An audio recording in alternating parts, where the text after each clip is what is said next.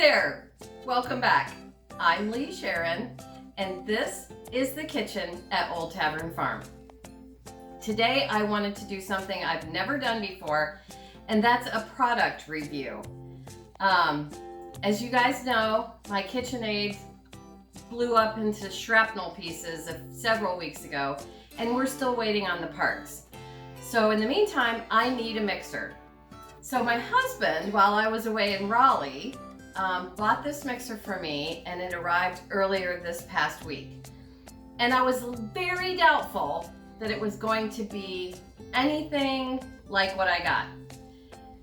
So when I went to try to find a review on this mixer online, on the World Wide Web, I found one, and it was in French, and it was about 3 seconds of a smaller version of this machine.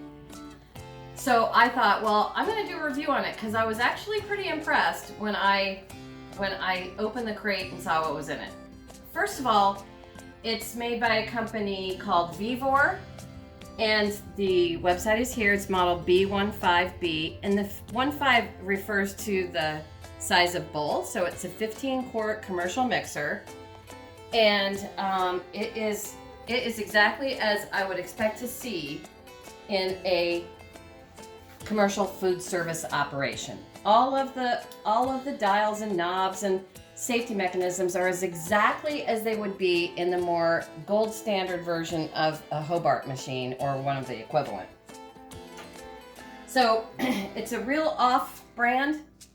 I've never even heard of it before, but honestly, this machine cost me $549.99, and the shipping was free, which is amazing. This unit weighs 112 pounds, and it came in a wooden crate like regular equipment comes in. I was really impressed.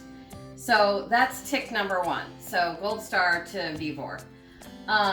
Secondly, the only thing I found on the machine that I was like, interesting, is this splash guard right here. Looks like metal, but it's plastic. The other plastic part is the part where all the little electronic bits go, which is fine. I don't need that to be metal. If it's gonna take $1,000 off the price of the mixer, then I'm good with that.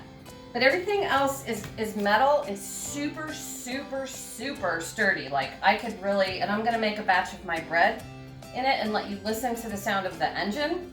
And the other nice thing about this unit is that this 15-quart bowl, I just washed it because it was oily from the factory.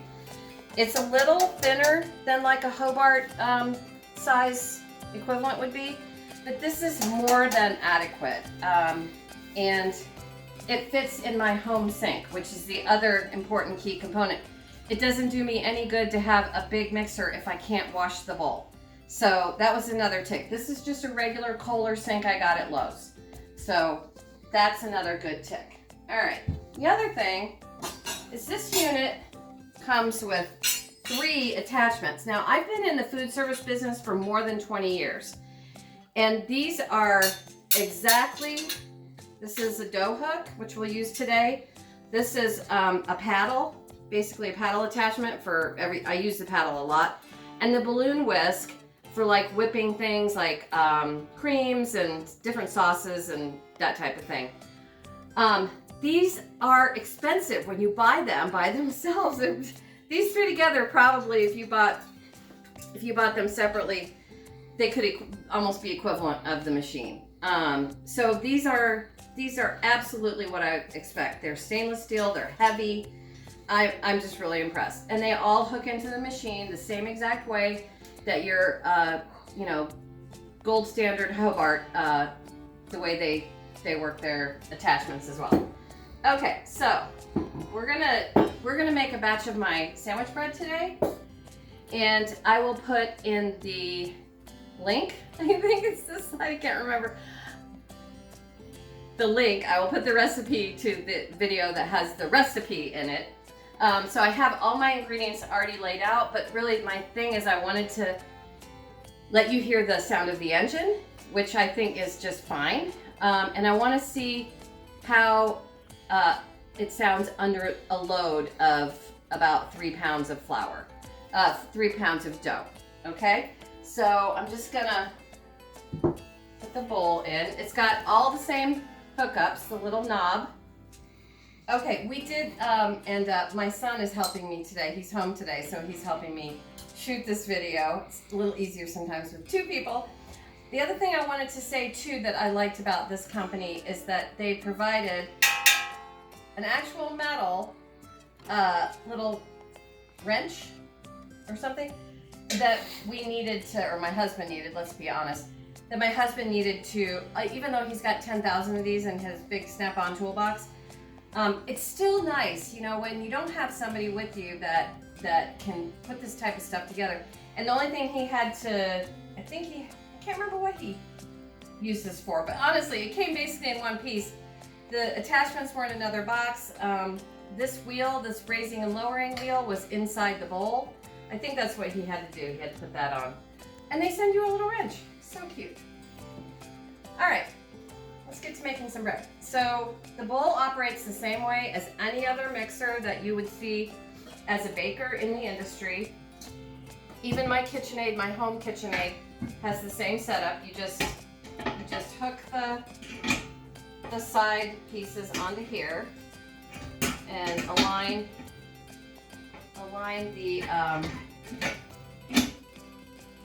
the little knobby back there. Okay, so we're all seated in there. And then it has these two little safety wings right here that you just close like this, so that in case the bowl were to come off of, you know, if you're mixing and this bowl pops up, which they can do from time to time, these two little safety wings kind of help it stay seated. Okay, that's for safety. So you're all set, and here's your little grab handles here. Okay, now also this unit has a safety gate, which this will not operate unless this gate is fully seated and the bowl is fully in place. And so that just really helps prevent accidents, because accidents happen, and it could be really horrific. So one other quick thing, we are going to build a little small shelf right here, and we're gonna put it down lower. So we'll put a little shelf right here and some storage underneath. But for now, we're gonna make some bread. Okay, so I'm just gonna put my dough hook in. And again, it just hooks exactly like any other type of commercial mixer would hook in.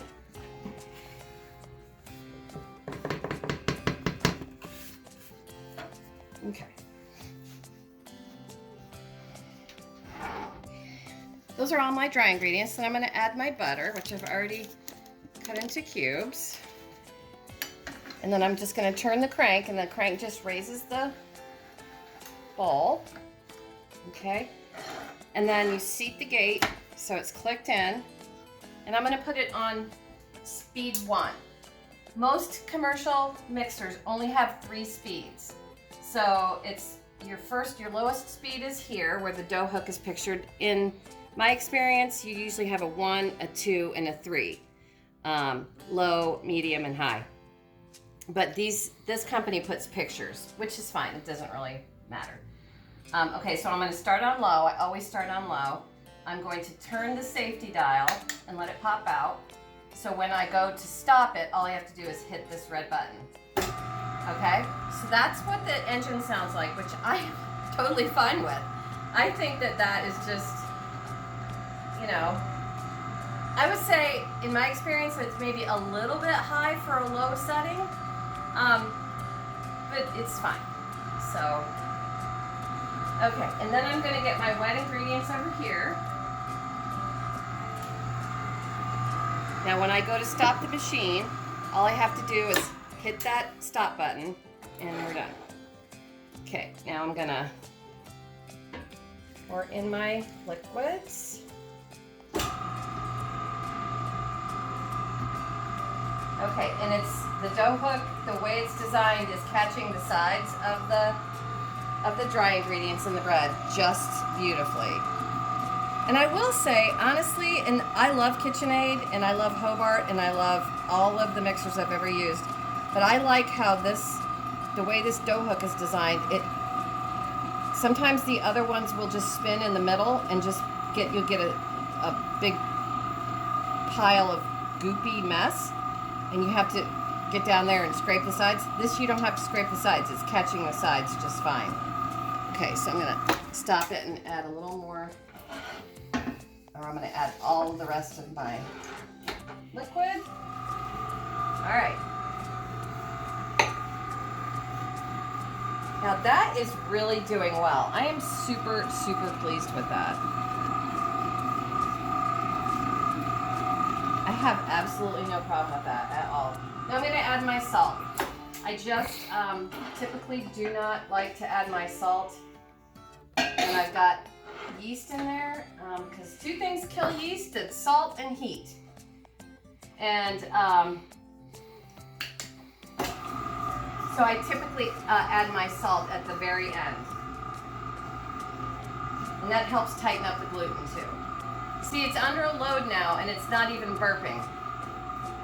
It's just, and I'm not even having to hold it, because a lot of times with my KitchenAid, I had a KitchenAid 8-quart, or I do have a KitchenAid 8-quart mixer, but I couldn't walk away from it and just let it run, because it would, after a period of time, it would walk itself towards the edge of the, and they do say that you can only put it to speed 2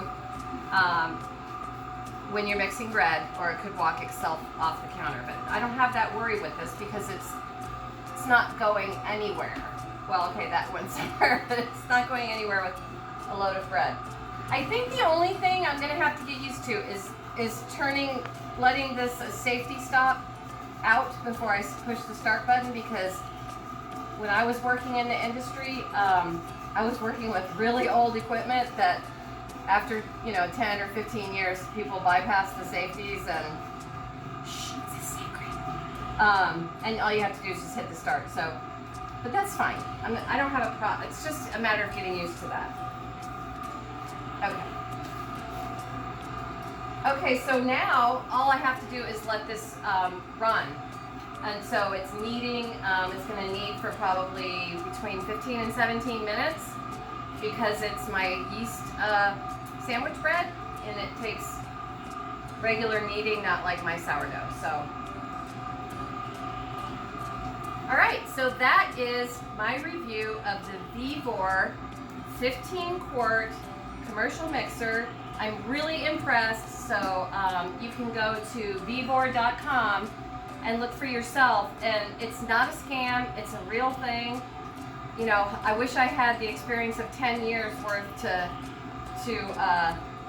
give you guys, but honestly, I couldn't be happier. So thank you, Vevor, for producing a piece of equipment for people who don't have $2,000 or $3,000 to spend on a big mixer.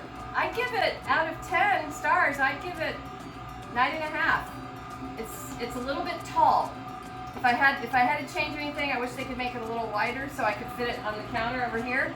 But I'll work with that. Oh, by the way, they are not sponsoring this video at all. I'm doing it because I'm impressed with the item, with the product, and I'm grateful to have something that I can afford to use to make my baked goods in, and the quantity that I make them in. And yeah, head over there to vevor.com, and they've got lots of other kitchen equipment on their website too. So thumbs up. And here's the dough once it's finished mixing. It looks really good. It mixed beautifully, and we're just gonna let it rise. And here's the dough and the first bulk ferment, and then I will pan it up and get it ready to proof for the oven.